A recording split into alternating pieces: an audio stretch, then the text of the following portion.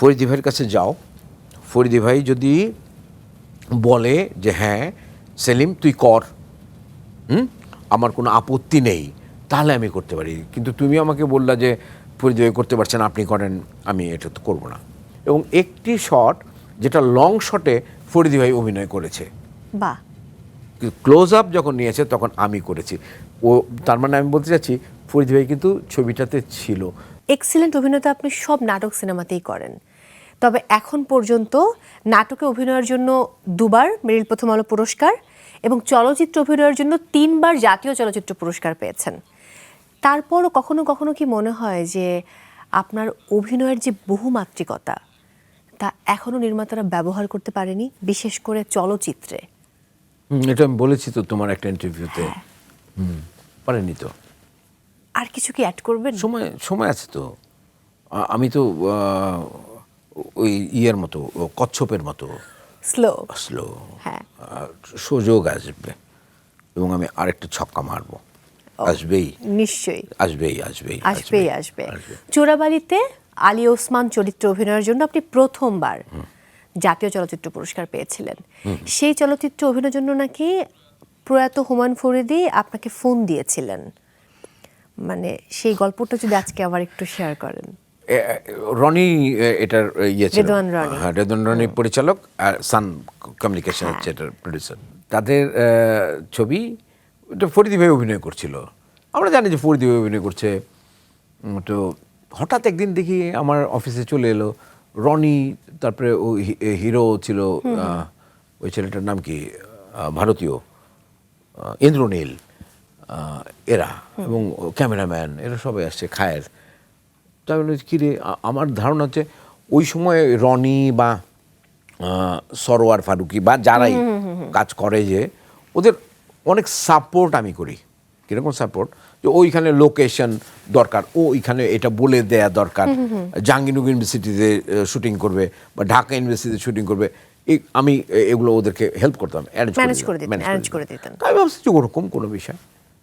তো সেলিম ভাই, আমি কিরে তুই পুরো টিম নিয়ে আসছিস, কী ঘটনা কি?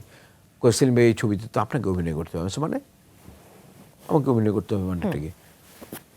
ফরিদি ভাই তো অভিনয় করতে পারছে না। ফরিদি ভাই পারছে না মানে কি সমস্যা কি?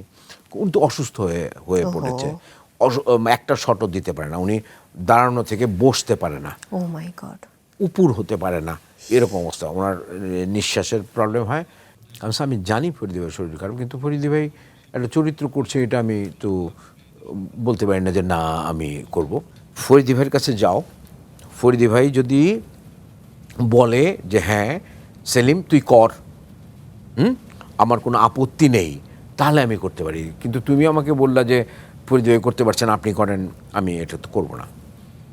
যাই হোক, ওরা ওই দিন রাতেই গেল ফরিদি ভাইয়ের বাড়িতে।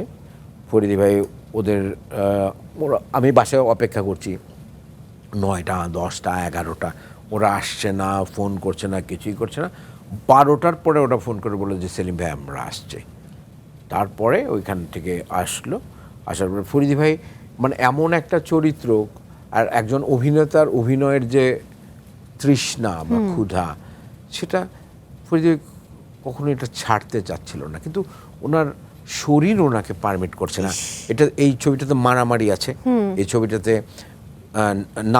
নাচ আছে, বা এই ছবিটা অনেক স্ট্রেংথ দিয়ে অভিনয় করতে হবে। একজন অভিনেতাকে অনেক সুস্থ এবং শক্তিশালী বা সবল থাকতে হবে, সেটা ফরিদি ভাইয়ের শরীরটা পারমিট করছিল না।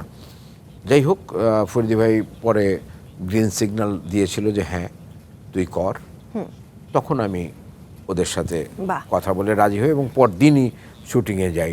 এবং খুব ইন্টারেস্টিং, আমি যে ছবিটাতে ফার্স্ট যে শটটা দিয়েছিলাম, ও দাবার চাল দেওয়ার যে শটটা, ওটাই হলো ফরিদি ভাই ওইখানেই ব্যর্থ হয়েছিল। ফরিদি ভাই মানে দাঁড়ানো থেকে নিচু হতে পারছিল না, ওটা দিয়েই পরের দিন শুরু হয়। এবং একটি শট যেটা লং শটে ফরিদি ভাই অভিনয় করেছে, বাহ, ক্লোজ আপ যখন নিয়েছে তখন আমি করেছি। ও তার মানে আমি বলতে চাচ্ছি ফরিদি ভাই কিন্তু ছবিটাতে ছিল, সারাক্ষণ ছিল, সারাক্ষণ ওইটুকু তো ছিলই, ফিজিক্যালি ওইটুকু ছিল, আর মেন্টালি ফরিদি ভাই আমার সঙ্গে সারাক্ষণ ছবিটাতে ছিল। দারুণ ব্যাপার। আমি যত অভিনয় করেছি, যাই করেছি, আমি ফরিদি ভাইকে চিন্তা করেছি যে আচ্ছা ফরিদি ভাই কিভাবে করতেন, এটা কি হলে কি করতেন? করতো, হ্যাঁ, বা এটা হলে কি করতো। কারণ ওই চরিত্রটা যদি ওরা আমাকে প্রথমে কাস্ট করতো তাহলে তো আমাকেই করতো, ওটা ফরিদি ভাইকে কাস্ট করেছে। সো ফরিদি ভাইয়ের অভিনয়ের যে স্টাইল, ফরিদি ভাই কি কি করতে পারে, এটা বিবেচনা করেই তো ওরা ফরিদি ভাইকে নিয়েছিল। সো আমি চিন্তা করছি আচ্ছা এখানে যদি ফরিদি ভাই অভিনয় করতো তাহলে কী করতো, বা এটা হলে কি করতো, তার সঙ্গে আমি আমারটা মিলিয়ে আমি কাজটা করেছি।